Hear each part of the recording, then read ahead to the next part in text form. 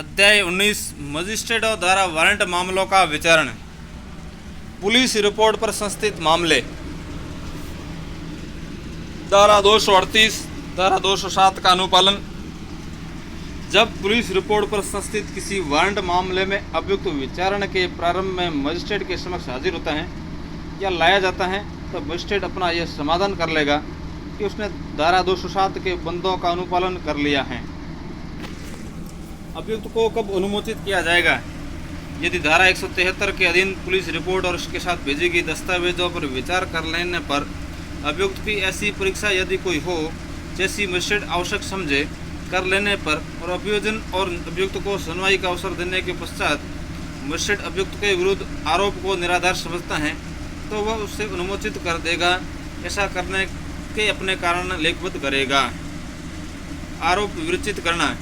यदि ऐसे विचार परीक्षा यदि कोई हो तो सुनवाई कर लेने पर मजिस्ट्रेट की यह राय है कि ऐसी उपधारणा करने का आधार है कि अभियुक्त ने इस अध्याय के अधीन विचारणीय ऐसा अपराध किया है जिसका विचारण करने के लिए वह मजिस्ट्रेट समक्ष है और उसकी राय में उसके द्वारा पर्याप्त रूप में दंडित किया जा सकता है तो वह अभियुक्त के विरुद्ध आरोप लिखित रूप में विरचित करेगा। तब वह आरोप अभियुक्त को पढ़कर सुनाया और समझाया जाएगा। उससे ये पूछा जाएगा क्या वह उस अपराध का जिसका आरोप लगाया गया है दोषी होने का अभिभाग करता है या विचारण किए जाने का दावा करता है। धारा 241 दोषी होने के अभिभाग पर दोष सिद्धि। यदि अभियुक्त दोषी होने का अभिवचन करता है तो मजिस्ट्रेट उस अभिभाग को लेखबद्ध करेगा। उसके आधार पर उसे स्व विवेकानुसार दोष सिद्धि कर सकेगा। धारा 242 अभियोजन के लिए साक्ष्य। यदि अभियुक्त अभिवचन करने से इनकार करता है या अभिवचन नहीं करता है या विचारण किए जाने का दावा करता है या मजिस्ट्रेट अभियुक्त को धारा 241 के अधीन दोष सिद्धि नहीं करता है तो वह मजिस्ट्रेट साक्षियों की परीक्षा के लिए तारीख नियुक्त करेगा। परंतु मजिस्ट्रेट अभियुक्त को पुलिस द्वारा अन्वेषण के दौरान अभिलिखित किए गए साक्ष्यों के कथन अग्रिम रूप से प्रदाय करेगा। मजिस्ट्रेट अभियोजन के आवेदन पर उसके साक्ष्यों में से किसी को हाजिर होने या दस्तावेज या अन्य चीज पेश करने का निर्देश देने वाला समन जारी कर सकता है। यदि ऐसी नियत तारीख पर मजिस्ट्रेट ऐसा सब साक्ष्य लेने के लिए अग्रसर होगा जो अभियोजन के समर्थन में पेश किया जाता है, परंतु मजिस्ट्रेट किसी साक्षी की प्रति परीक्षा तब तक के लिए जब तक किसी अन्य साक्षी या साक्ष्यों की परीक्षा नहीं कर ली जाती आस्थगित करने की अनुज्ञा दे सकेगा या किसी साक्षी के अतिरिक्त प्रति परीक्षा के लिए पुनः बुला सकेगा। धारा 243 प्रतिरक्षा का साक्ष्य। तब अभियुक्त से अपेक्षा की जाएगी वह अपनी प्रतिरक्षा आरंभ करे, अपना साक्ष्य पेश करे और यदि अभियुक्त कोई लिखित कथन देता है तो मजिस्ट्रेट उसे विलेख में फाइल करेगा।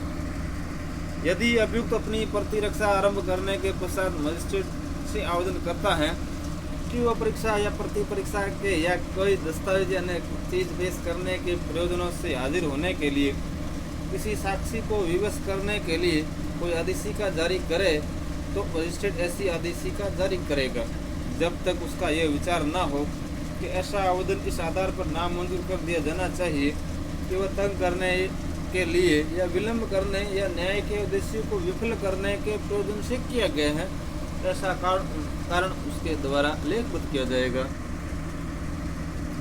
परंतु जब अपनी प्रति परीक्षा आरंभ करने के पूर्व अभियुक्त ने किसी साक्षी की प्रति परीक्षा कर ली है या उसे प्रति परीक्षा करने का अवसर मिल चुका है तब ऐसे साक्षी को हाजिर होने के लिए धारा के अधीन तब तक विवश नहीं किया जाएगा जब तक वो मजिस्ट्रेट का यह समाधान नहीं हो जाता कि ऐसा करना न्याय के प्रयोजनों के लिए आवश्यक है। मजिस्ट्रेट उपधारा 2 के अधीन किसी आवेदन पर किसी साक्षी को समन करने के पूर्व यह अपेक्षा कर सकता है कि विचारण के प्रयोजन के लिए हाजिर होने में उस साक्षी द्वारा किए जाने वाले उचित व्यय न्यायालय में जमा कर दिए जाएंगे। ख पुलिस रिपोर्ट से भिन्न आधार पर संस्थित मामले। 244 अभियोजन का साक्ष्य। जब पुलिस रिपोर्ट से भिन्न आधार पर संस्थित किसी वारंट मामले में मजिस्ट्रेट के समक्ष अभियुक्त हाजिर होता है या लाया जाता है तब मजिस्ट्रेट अभियोजन को सुनने के लिए या ऐसा सब साक्ष्य लेने के लिए अग्रसर होगा जो अभियोजन के समर्थन में पेश किया जाए। मजिस्ट्रेट अभियोजन के आवेदन पर उसके साक्ष्यों में से किसी को हाजिर होने या कोई दस्तावेज या अन्य चीज़ पेश करने का निर्देश देने वाले समन जारी कर सकता है। धारा 245 अभियुक्त को कब अनुमोचित किया जाएगा? यदि धारा 244 में निर्दिष्ट सब साक्ष्य लेने पर मजिस्ट्रेट का उन कारणों से जो लेखबद्ध किए जाएंगे ये विचार है कि अभियुक्त के विरुद्ध ऐसा कोई मामला सिद्ध नहीं हुआ है जो अखंडित रहने पर उसकी दोषसिद्धि के लिए समुचित आधार हो तो मजिस्ट्रेट उसको अनुमोचन कर देगा। इस धारा की कोई बात मजिस्ट्रेट को मामले के किसी पूर्वतन प्रक्रम में अभियुक्त को उस दशा में अनुमोचित करने से निवारित करने वाली न समझी जाएगी। इसमें ऐसा मजिस्ट्रेट ऐसे कारणों से जो लेखबद्ध किए जाएंगे ये विचार करता है कि आरोप निराधार है। धारा 246 प्रक्रिया जहां अभियुक्त अनुमोचित नहीं किया जाता।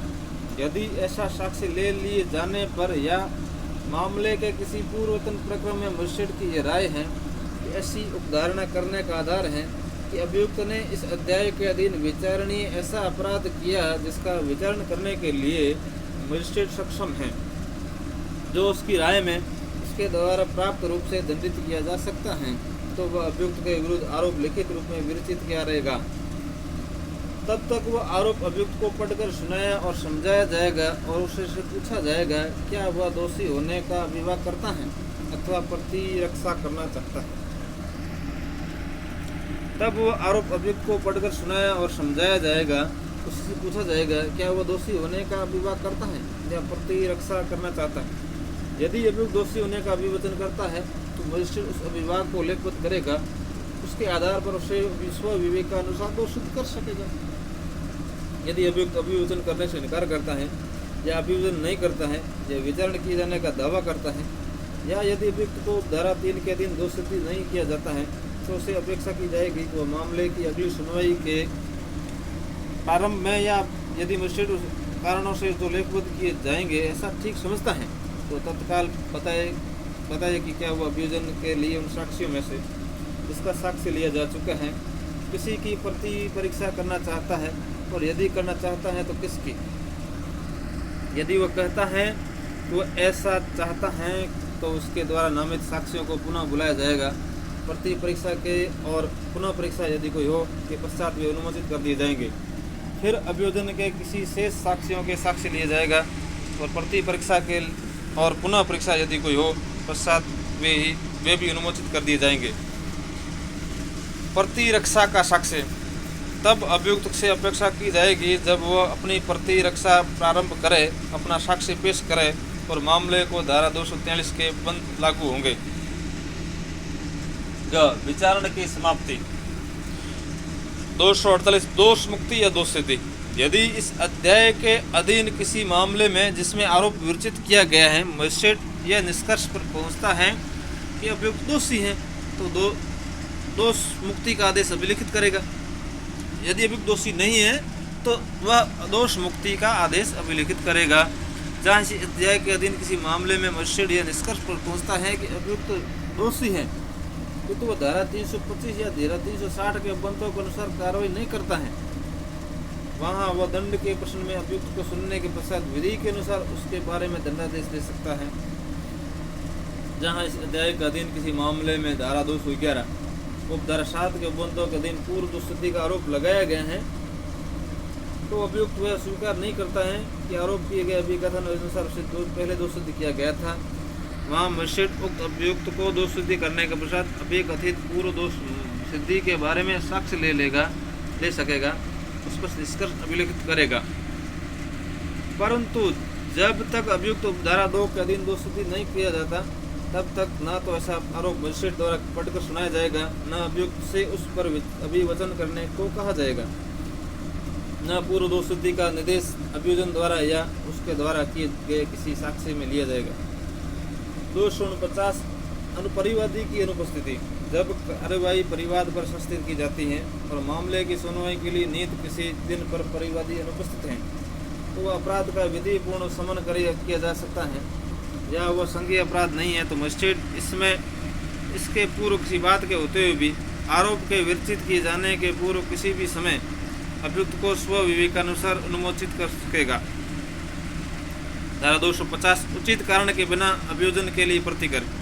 यदि परिवाद पर पुलिस अधिकारी या मजिस्ट्रेट को दी गई पुतला पर संस्थित किसी मामले में मजिस्ट्रेट के समक्ष एक या अधिक व्यक्तियों पर मजिस्ट्रेट द्वारा विचारणीय किसी अपराध का अभियोग है तो वह मजिस्ट्रेट इसके द्वारा मामले की सुनवाई होती है। तब अभियुक्त को उनमें से किसी को उन्मोचित या दोष मुक्त कर देता है।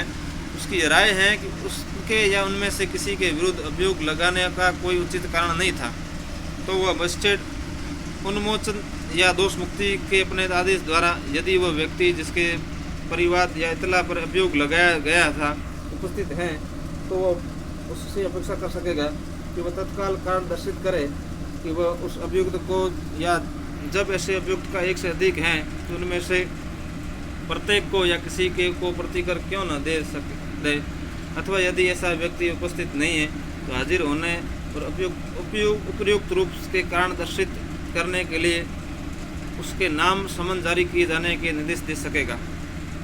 मजिस्ट्रेट ऐसा कोई कारण जो ऐसी परिवादी या इतला देने वाली दर्शित करता है अभिलेखित करेगा, उस पर विचार करेगा। यदि उसका समाधान हो जाता है कि अभियोग लगाने का कोई उचित कारण नहीं है था तो जितनी रकम का जुर्माना करने के लिए वो सशक्त हैं उनसे अनधिक इतनी रकम का जितनी वह अवधारित करे प्रतिकर ऐसे परिवादी या इतला देने वाला द्वारा अभियुक्त को या उनमें से प्रत्येक को या किसी को दिए जाने का आदेश ऐसे कारणों से जो लेखबद्ध किए जाएंगे दे सकेगा। मजिस्ट्रेट उपधारा 2 के अधीन प्रतिकर दिए जाने के निर्देश देने वाले आदेश द्वारा यह अतिरिक्त आदेश दे सकेगा कि वह व्यक्ति जो ऐसा प्रतिकर देने के लिए आदिष्ट किया गया है संदाय में व्यतिक्रम होने पर 30 दिन की अनधिक अवधि के लिए सादा कारावास भोगेगा। जब किसी व्यक्ति को उपधारा 3 के अधीन कारावास दिया जाता है तो वह भारतीय दंड संहिता 1860 की उपधारा 68 और गुणसूत्र के उपबंध जहाँ तक हो सके लागू होंगे। इस धारा के अधीन प्रतिकर देने के लिए जिस व्यक्ति को आदेश दिया जाता है ऐसे आदेश के कारण उसे अपने द्वारा किए गए किसी परिवाद या इतला के बारे में किसी सिविल या दंडिक दायित्व से छूट नहीं दी जाएगी, परंतु अभियुक्त व्यक्ति को इस धारा के अधीन दी गई कोई रकम उसी मामले से संबंधित किसी पश्चातवर्ती सिविल वाद में उस व्यक्ति के लिए प्रतिकर अधिनिर्णित करते समय हिसाब में ली जाएगी। कोई परिवादी या इतला देने वाला जो द्वितीय वर्ग मजिस्ट्रेट द्वारा अधीन 100 रुपये से अधिक प्रतिकर देने के लिए आदेश किया गया है उस आदेश की अपील ऐसे कर सकेगा मानो वह परिवादी या इतला देने वाले मजिस्ट्रेट के द्वारा की गई विचारण दोष सिद्ध किया गया। जब किसी अभियुक्त व्यक्ति को ऐसे मामले में जो धारा 6 के अधीन अपीलनीय है प्रतिकर दिए जाने का आदेश दिया जाता है तब उसे ऐसा प्रतिकर अपील पेश करने के लिए अनुज्ञात अवधि के बीच जाने के पूर्व या यदि अपील पेश कर दी गई है तो अपील के पूर्व विनिश्चित कर दिए जाने के पूर्व न दिया जाएगा। जहाँ ऐसा आदेश ऐसे मामले हुआ है जो ऐसे अपीलनीय नहीं है वहाँ ऐसा प्रतिकर आदेश की तारीख से 1 माह की समाप्ति के पूर्व नहीं दिया जाएगा। इस धारा के उपबंध समन मामलों तथा वारंट मामलों दोनों पर लागू होंगे।